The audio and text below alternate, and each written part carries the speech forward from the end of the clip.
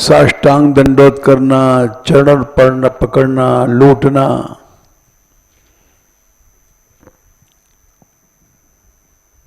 कामी इतना दीन बन जाता है,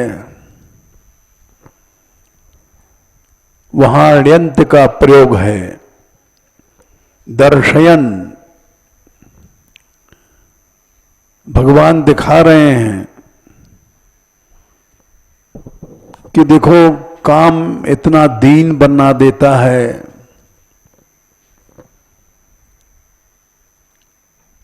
जो मैं सर्वशक्तिमान होकर के वो दिखा रहे हैं। दर्शन शब्द आया,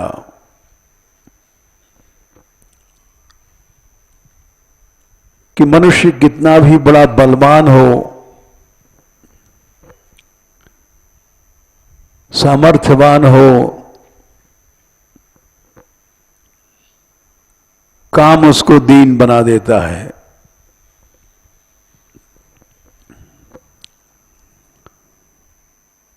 और ये भी दिखाया स्त्रीणाम चैव दुरात्मताम,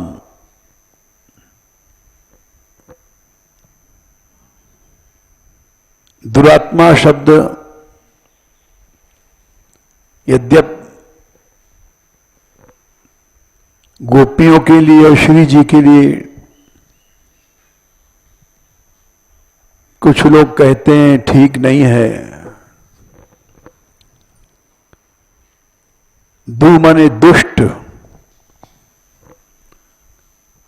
आत्मा माने मन,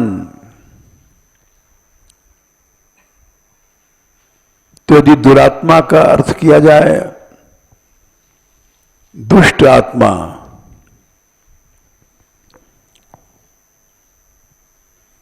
तो ये उचित नहीं है, क्योंकि भगवान अधीन हो गए हैं। दुष्ट आत्मा के अधीन नहीं हो सकते भगवान।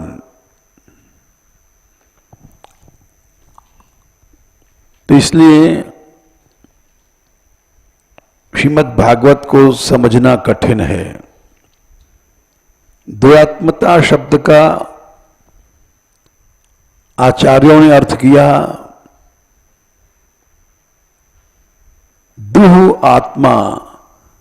दुह माने दूरे आत्मना, आत्मा यस्य दुरात्मा। जिस व्यवहार से आत्मा भगवान दूर हो जाएंगे वो दुरात्मा है। यानी ऐसा व्यवहार किया जिससे भगवान अंतर्धान हो गए। जो चीज प्रभु को दूर कर दे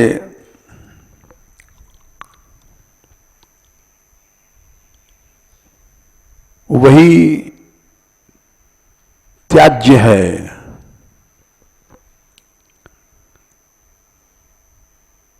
प्रभु दूर हो गए मान से, मद से,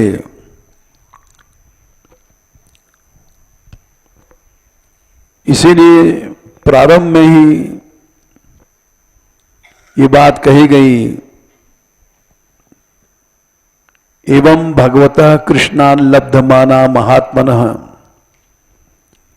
आत्मानं मेनिरे स्त्रीणां मानिम्योभ्यधिकं भुवि। अपने को मानिनी मान लिया, पृथ्वी में हमसे अधिक माननी कोई नहीं है।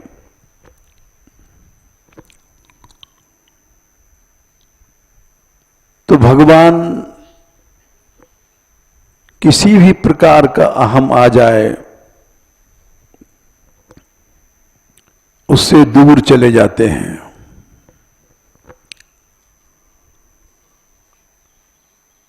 और भक्त जितना दीन बनता है भगवान पास में आते हैं।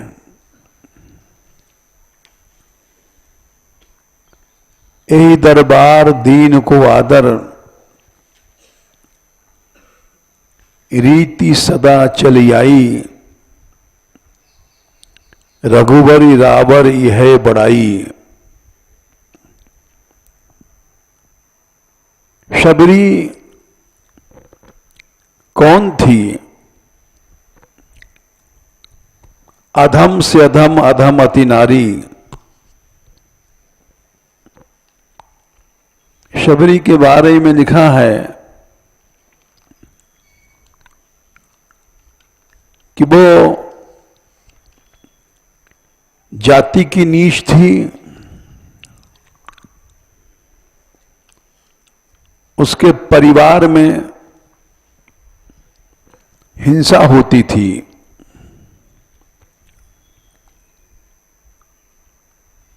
शबरी घर से भागी क्यों थी?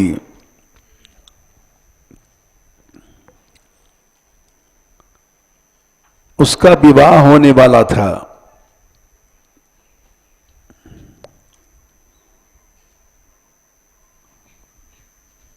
भीलों के विवाह में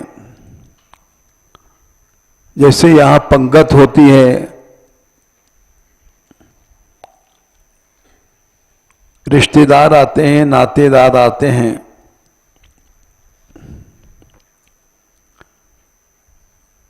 इसी तरह से उसके विवाह की तैयारी थी।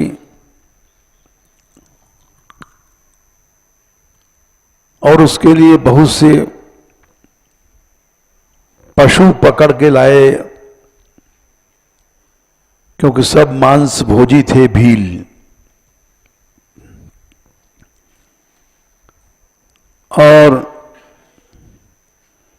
किरात हूणांध्र पुलिंद पुलकसा, आभीर कंका यवना खसादय। भागवत में आता है, सुखदेव जी ने लिखा, किरात हूण खस पुलिंद, ये सब जातियां मांसाहारी हैं। ये कोई कोई जातियां मनुष्य को पकड़ करके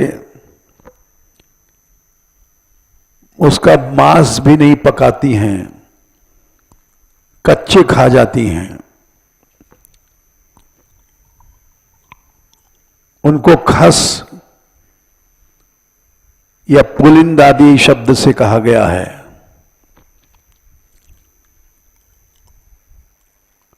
ऐसी जातियां हैं। हम कई बार सुना चुके हैं, मान मंदिर वाले जानते हैं। यहां 2 साधु आए थे नेपाल के जंगलों से भाग करके। तो वो उनको एक ऐसा व्यक्ति मिला जो विशाल बड़ा लंबा था और गुफा में रहता था। भर गुफा भी ऐसी थी, ऐसी सी गुफाएं हैं। ब्रज में ऐसी गुफा है, भैंसेड़ गांव में, कि हजारों आदमी चले जाओ उसके अंदर। हम लोगों ने देखी है उसको जाके, थोड़ी सी दूर पर है यहां से।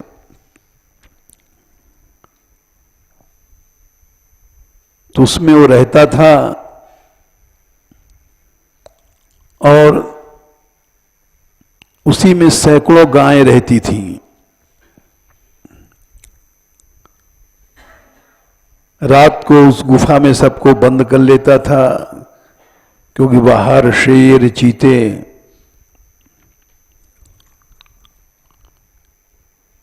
और ये जब पहुंचे अनजान और उस जंगल में कभी गए नहीं थे, दोनों तीनों व्यक्ति,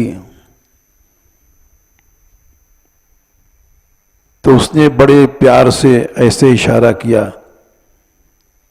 उसकी भाषा नहीं ये समझते थे, न इनकी भाषा वो, लेकिन ऐसे ऐसे इशारा किया, बैठ जाओ बैठ जाओ। ये कई दिन से भटक रहे थे, भूले थे, तो समझ गए यहां कोई खतरा नहीं है, रात में हम सुरक्षित यहां रह सकते हैं, गुफा है। ऐसी गुफा हमने देखा बांके सिद्ध चित्रकूट के पास। वो ऐसी, उसमें हम रहे, झरना गिरता है गुफा के ऊपर से, और गुफा बीचों बीच पहाड़ के है, जितना ऊपर उतना नीचे, और उसमें एक, कहना चाहिए दरवाजा तो नहीं, खिड़की भी नहीं, लेकिन ऐसी जगह है कि हाथ से पानी फैलाओ, ऊपर से गिर रहा है तो पानी ले लोगे। और वो पानी ऐसा था कि कितना भी खा लो थोड़ी देर में हजम हो जाएगा।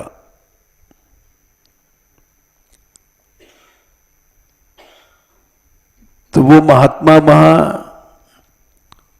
रुक गए और उसने दूध दूहा गायों का और औटाया और इनको दिया। ये 3 आदमी बड़े प्रसन्न भये, भूखे कई दिन के। उनका वाह, ये तो भगवान की कृपा है, हम कई दिन के भूखे थे और तीनों सो गए।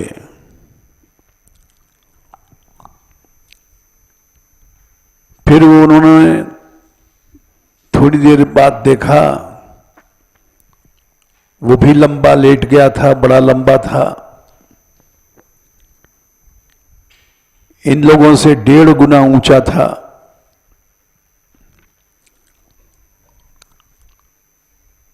वो जगह और एक हाथ से एक साधु को पकड़कर एक हाथ से उठा लिया, इतना बलवान था। ये दोनों कर क्या सकते थे? गुफा का दरवाजा बंद,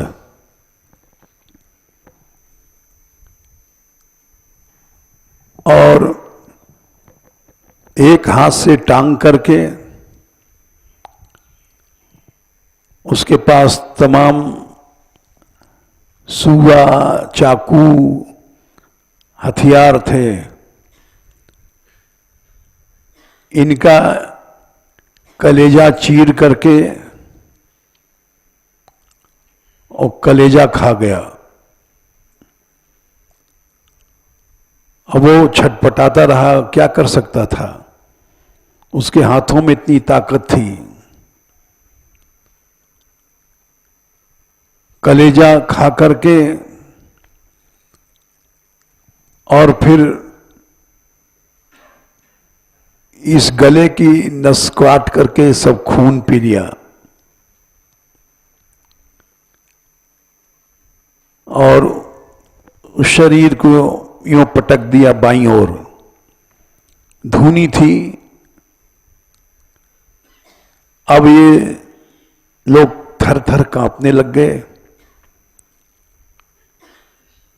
कि भाग सकते नहीं, गुफा का दरवाजा बंद है। दरवाजा बंद कैसे? शिला थी, सैकड़ों मन की उसने उठा करके रख दिया था।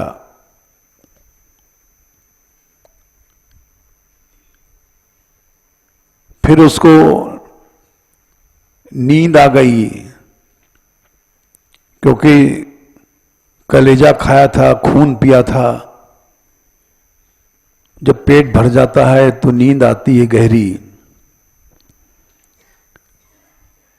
और फिर ये 3 आदमी थे बचे, वो थर थर कांप रहे थे, इसको तो खा गया, अब हमारा नंबर आएगा।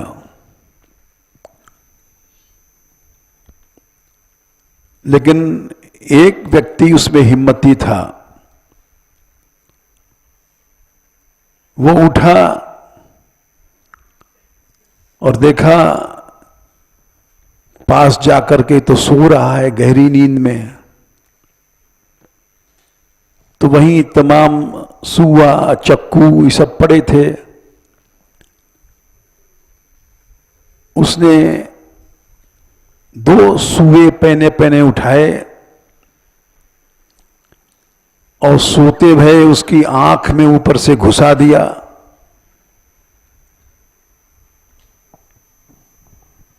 उससे क्या हुआ, आंख फूट गई, खून निकला और वो अंधा हो गया।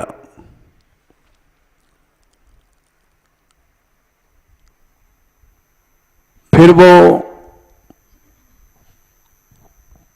उठ करके ढूंढने लग गया इन लोगों को, किसने आंख फोड़ी है। ये लोग गायों के बीच में छिप जाते, गायें इधर कूदती उधर कूदती, पकड़ नहीं सकता, क्यों, अंधा हो गया।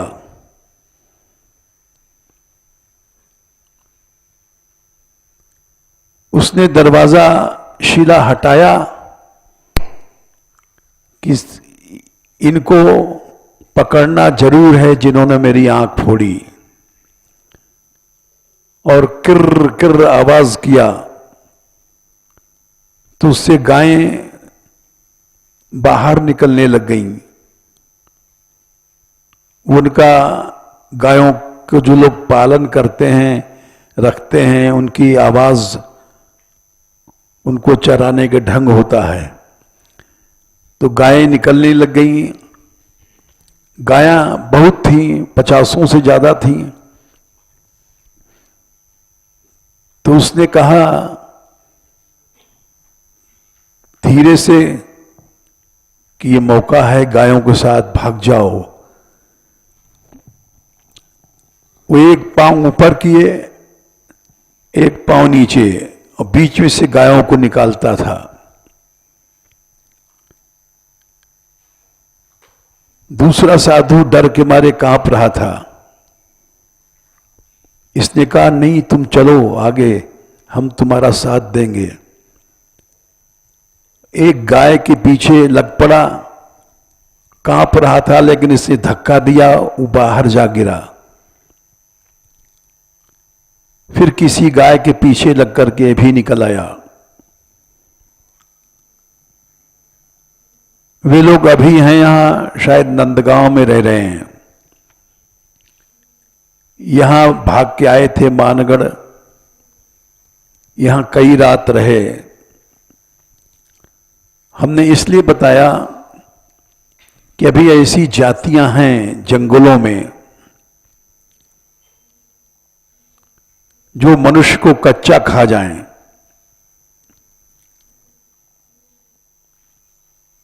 इसीलिए ऐसे जंगलों में भगवान घूमे हैं और जब शबरी के यहां पहुंचे हैं तो शबरी ने देखा अनेक पशु लाए जा रहे हैं।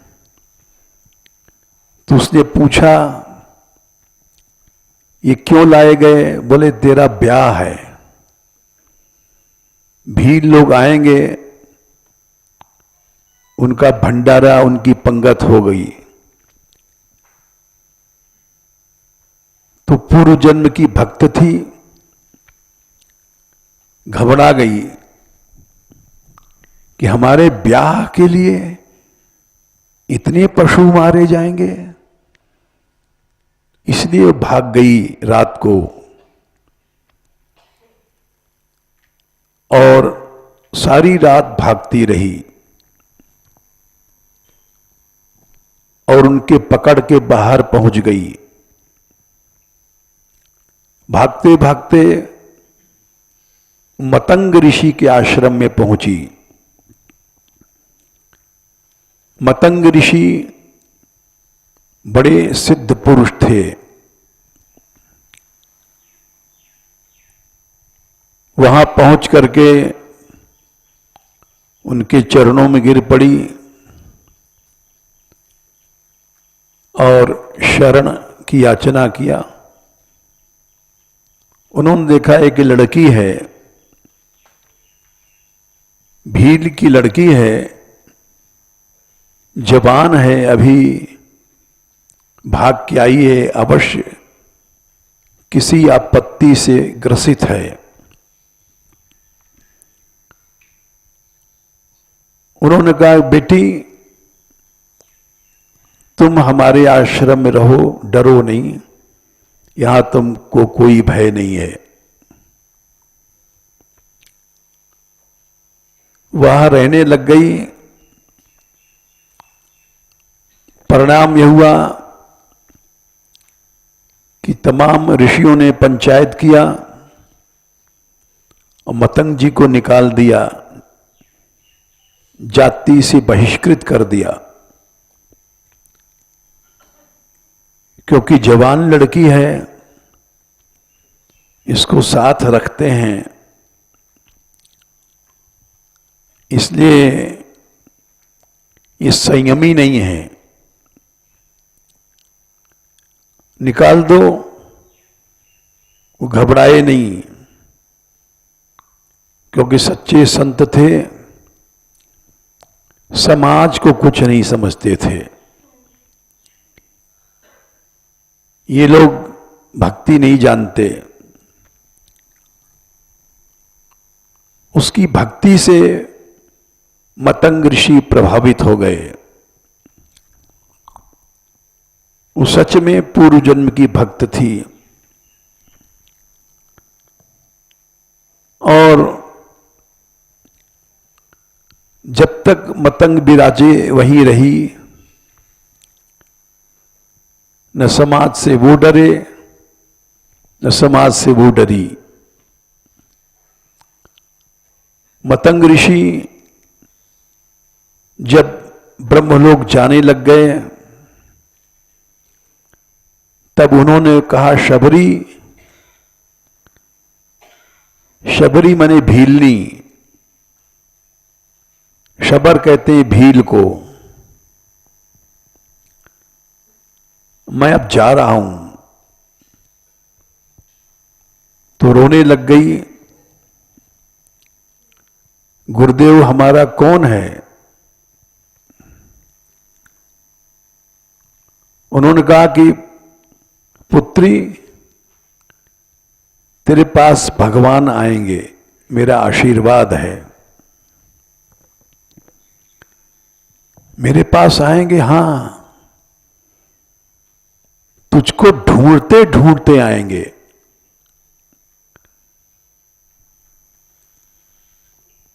किधर से आएंगे? उन्होंने बताया, उत्तर दिशा से आएंगे, क्योंकि दंडकारण्य से प्रभु गए थे, पंचवटी होते हुए। ये सब उत्तर दिशा में, वहां से उत्तर दिशा में पड़ता है, पंपा सरोवर से।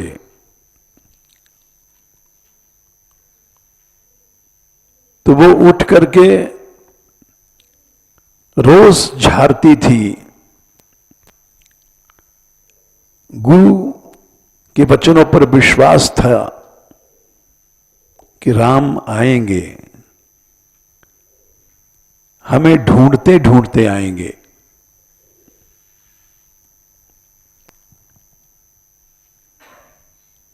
उसका यही साधन था, बुहारी लगाना, भगवन नाम कीर्तन करना, यही गुरुदेव ने बताया था। इस तरह से उसका जीवन गया। बुढ़ी हो गई थी, लेकिन सब बन झाड़ती थी और झाड़ करके उस दिशा की ओर देखती रहती थी, इधर से आएंगे राम।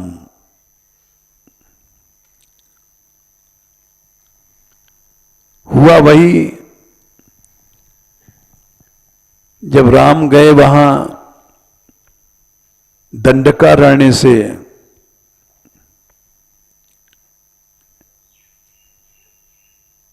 पंचवटी पार करके,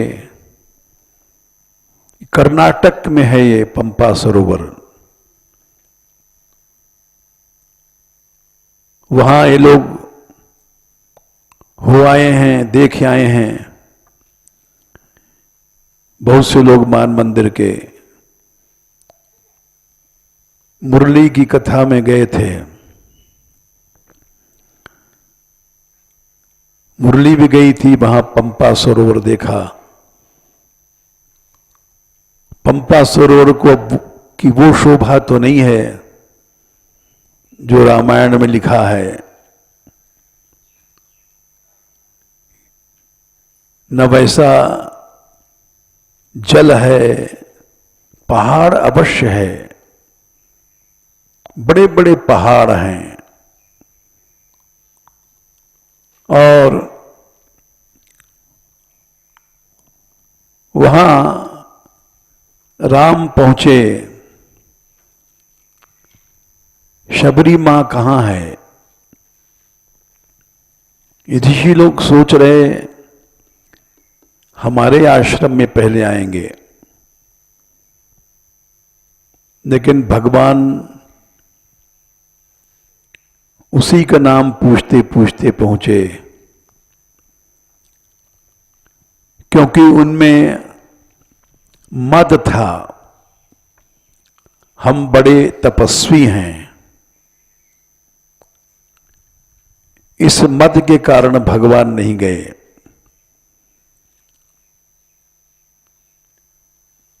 मुनि अनेक फिरत दंडक बन, सो चर्चो न चलाई, रघुबर रावर यह बड़ाई, निदर गनी गरीब आदर पे, करत कृपाधिकाई। हम लोग गलती यही करते हैं, साधु बन करके गरीब नहीं बनते हैं, दीन नहीं बनते हैं, और ऐंठ आ जाती है। मूर्ख कहीं का साधु से ऐसा बोलता है, ऐसी भाषा का प्रयोग करते हैं। स्वयं को साधु समझते हैं, विरक्त समझते हैं, और आसुरी वाणी बोलते हैं। इसको साधु नहीं कहते। साधु तो वही है जिसके गुणों को भगवान ने स्वयं कहा है कि नारद जी से, हे नारद, सुन मुनि मुनि सुन साधुन के गुण जेते, कह न सकहीं शारद श्रुति तेते। महात्माओं के गुण तो शारदा लक्ष्मी और वेद भी नहीं वर्णन कर सकते। कही सक न नारद शारद शेष नारद सुनत पद पंकज गहे। अरण्य कांड 46। भगवान बोले शारदा सरस्वती और भगवान शेष भी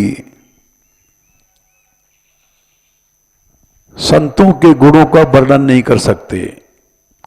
कहीं सक न शारद शेष, शेष भगवान हैं, इनके 1000 मुंह हैं, ये भी संतों की महिमा नहीं कह सकते। सुनत पद नारद सुनत पद पंकज गहे। ये बात सुनकर के नारद जी ने भगवान के चरण पकड़े। अस दीन बंधु कृपाल अपने भगत गुण निज मुख कहे। ऐसा कौन कृपालु होगा जो भक्तों का गुण स्वयं वर्णन करे। सिर नाय 12 बार चरणन ब्रह्मपुर नारद गए। ते धन्य तुलसीदास आस बिहाय जे हरि रंग रहे। तुलसीदास जी कहते हैं जो भगवान के रंग में रंग गए हैं ये प्राणी धन्य हैं। एक बात बीच में और कह दें जो प्रसंग की नहीं है, लेकिन हमारा स्वभाव है बकबक करने का, वो हम बदल नहीं सकते। यद्यप मंदिर वाले बोलते हैं कि आपको सबके बीच में ऐसी बात नहीं कहनी चाहिए, लेकिन क्या करें, हम पेट के हल्के हैं। आजकल एक समस्या आ गई है मंदिर में। कुछ लोग गौशाला चाहते हैं टूट जाए। दिन पर दिन गायें बढ़ रही हैं क्योंकि सेवा होती है। गौ माता तो भवसागर पार कर देती है। छोटी मोटी चीज तो छोटी मोटी चीज है। माता जी गौशाला 6 साल हुए हैं। 2-3 गायें से शुरू हुई थी, लेकिन हम लोग इस कोशिश में रहे। हम लोग मतलब मैं तो कहीं जाता नहीं, न सेवा जानता हूं न करता हूं, लेकिन जो लोग यहां कर रहे हैं, जो भी गाय छुड़ा करके लाते थे उनको मना नहीं करते थे। सारे ब्रज में इस बात की प्रसिद्धि है, जिस गाय को कोई गौशाला नहीं रखेगा उसको माताजी गौशाला चले जाओ। ऐसे ऐसे गायें बढ़ती गई, 20,000 हो गई। उन लोगों ने तमाम कमियां दिखाई। यहां घोटाला होता है और इतने करोड़ का घोटाला है, यानी हम लोग चोर हैं, पैसा बचाते हैं। इस तरह से उन लोगों ने प्रयत्न किया, आगरा रिपोर्ट किया, वहां भी भगवान ने रक्षा किया। आगरा से कुछ नहीं हुआ तो कानपुर रिपोर्ट किया, वहां भी कुछ उनकी नहीं चल रही ऐसा लगता है। तो जो लोग रोज का 7 लाख रुपए का खर्च है, जो लोग यहां चंदा देते हैं, वहां भी खबर भेजी और बड़े मजबूती की तैयारी के साथ, पुष्ट प्रमाणों के साथ कि यहां भ्रष्टाचार है।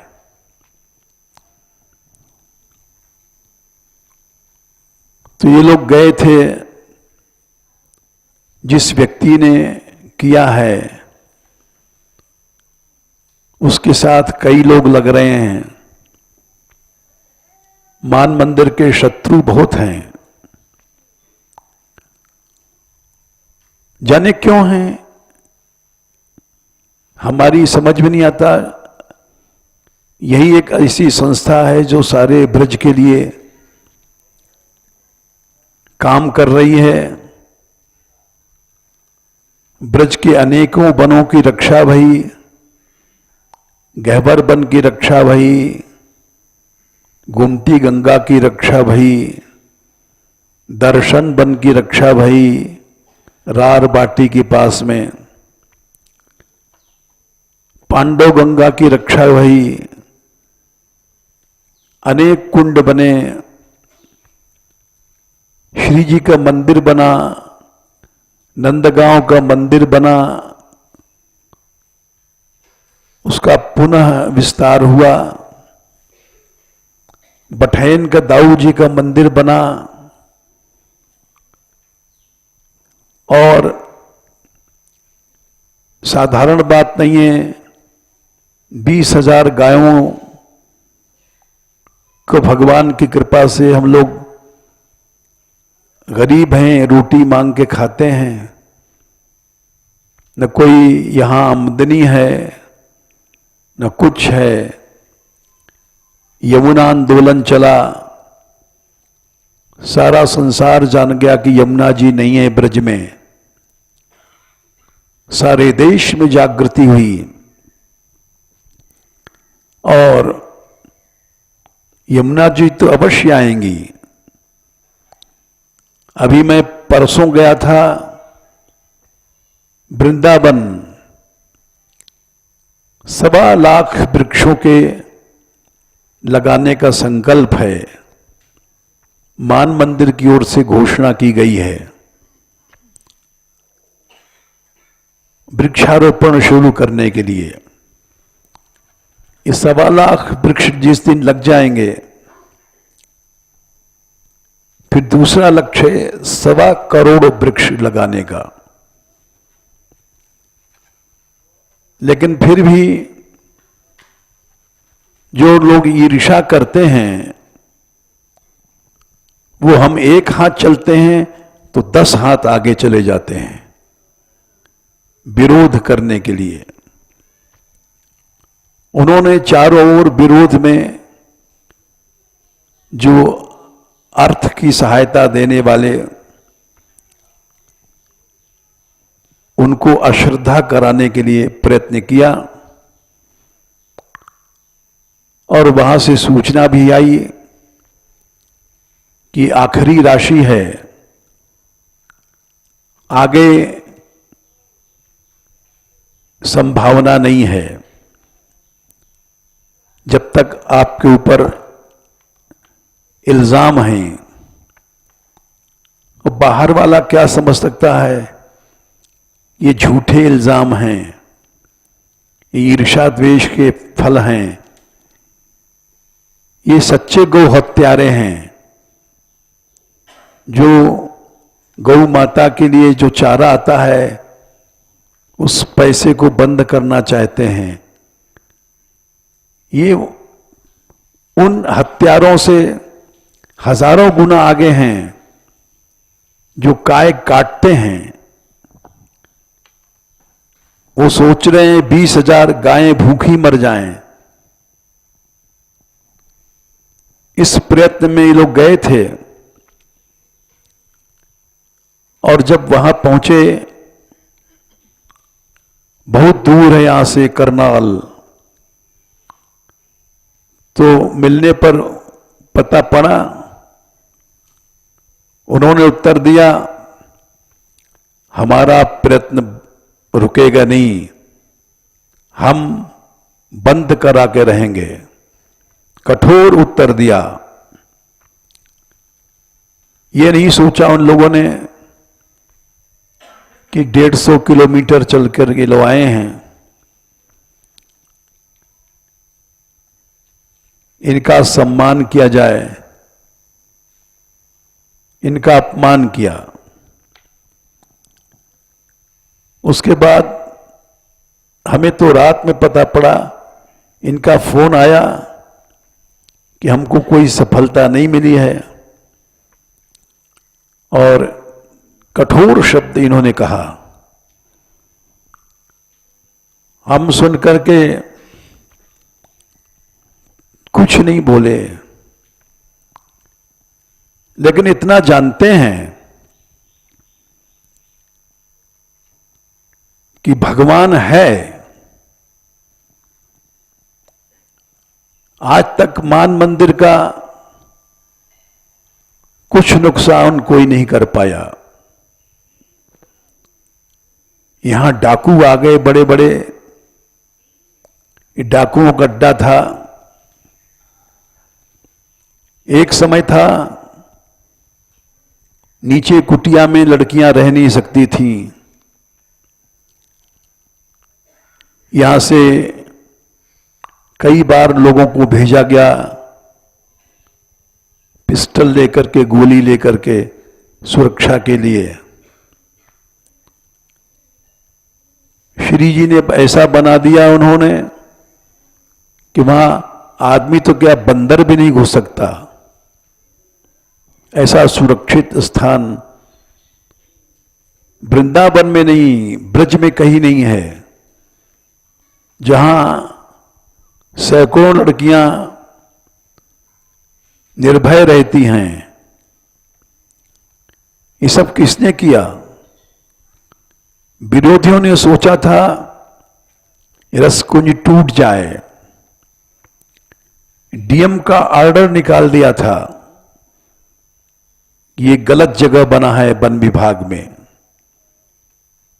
ऑर्डर हो गया था टूटने का। तब भी लोग घबरा गए थे।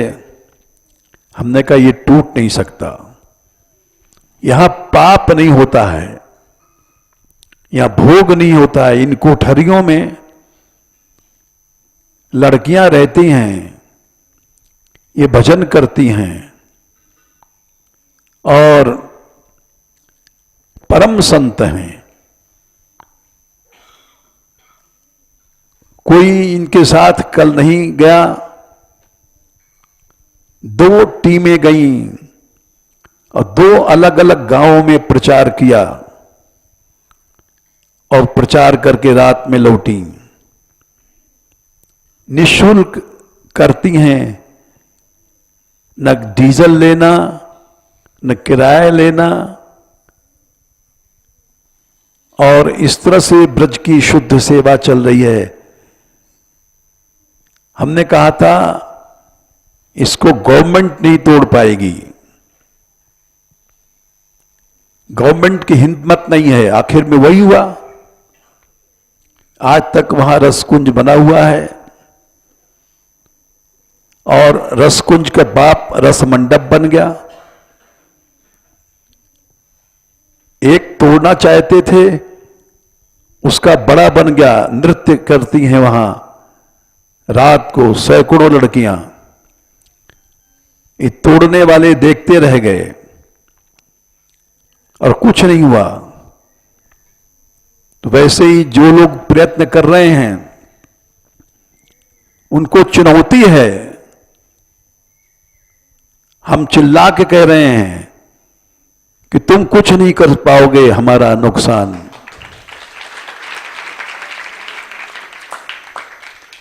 तुम्हारे में जितनी शक्ति है, उन्होंने कहा है हम चैनल पर बुराई निकालेंगे।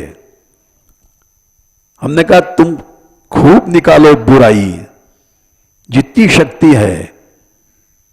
इन लड़कियों के बारे में गंदी गंदी बातें जब माताजी गौशाला बनी थी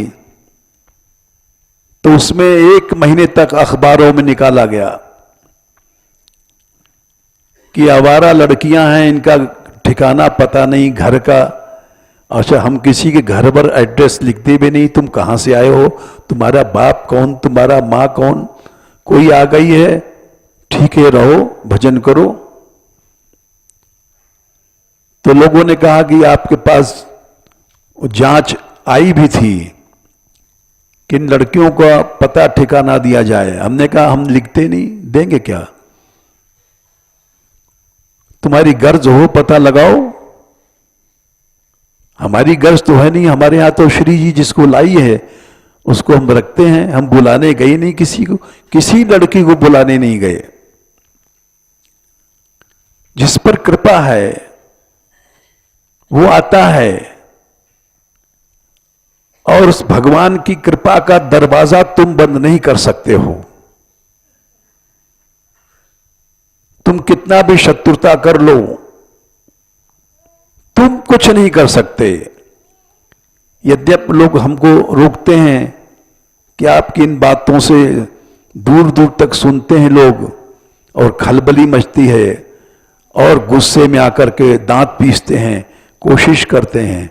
अरे हमने कहा भाई कोशिश करने दो, दांत पीसने दो, उनकी दांत थक जाएगी। हम अहंकार के कारण नहीं कहते हैं, हम तो गरीब हैं, सब जानता है हमारे पास न पैसा है न धेला है, करोड़ों की यात्राएं उठती हैं, लोग समझते हैं कि भारी रकम है। इस बार भी उठेगी, संभावना यही है अभी तक तो, यद्यपि विरोधी वहां भी पहुंच गए हैं। और किसी ने कहा यात्रा तो नहीं उठेगी। हमने कहा नहीं उठेगी तो हमारा क्या नुकसान है, हम हाथ जोड़ देंगे। इस साल नहीं उठेगी, अगले साल उठेगी। इतना ही हो जाएगा, और क्या है। हमारी कौन सी नाक कट गई, भगवान की जो इच्छा है वही होता है। एक आध बार हो सकता है जरासंध ने 17 बार लड़ाई किया, हारा, तो ब्राह्मणों के कैद में डाल दिया कि तुम यहां राज्य का अन्न खाते हो, हम हारते हैं हर बार, इस बार हारेंगे तो तुम्हारा सिर कटवा देंगे। तो ब्राह्मणों ने यज्ञ किया, प्रभु हमारा सिर कटेगा, इस बार तुम हार मान जाओ। ठाकुर जी बोले ठीक है, हमारा नाम बदल जाएगा, अब तक तो हमारा नाम अजित था, अब हमारा नाम रणछोर हो जाएगा। लड़ाई छोड़ के भाग गया, कृष्ण भगोड़ा था। तो बोले कोई बात नहीं है, तुम्हारी रक्षा के लिए हम ऐसा भी करेंगे। भगवान भाग गए, बदनामी भई, भगोड़ा, रणछोर, कायर, डब्बू, लेकिन ब्राह्मणों की रक्षा भई तो भगवान अवश्य रक्षा करता है।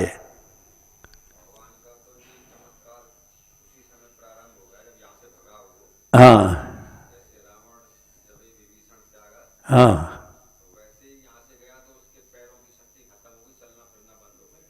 अच्छा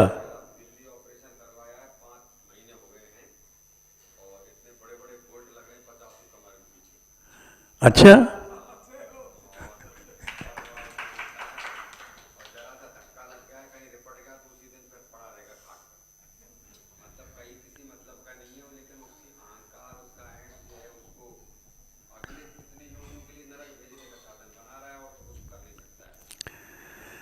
खैर ये तो तुमने अभी बताया कि उसके पांव वाँव टूट गए। ये तो हमने पता नहीं था, लेकिन हम इतना जानते हैं कि आयु श्रियम यशो धर्मम लोकान आशीष एवच। श्रीमद् भागवत का वाक्य है, जब कंस ने अपने दूत भेजे अत्याचार करने के लिए, तो वो जाकर के ब्रज में चारों ओर अत्याचार करने लग गए। तो उस समय भागवत का श्लोक है, 10वें स्कंध 14वां अध्याय है,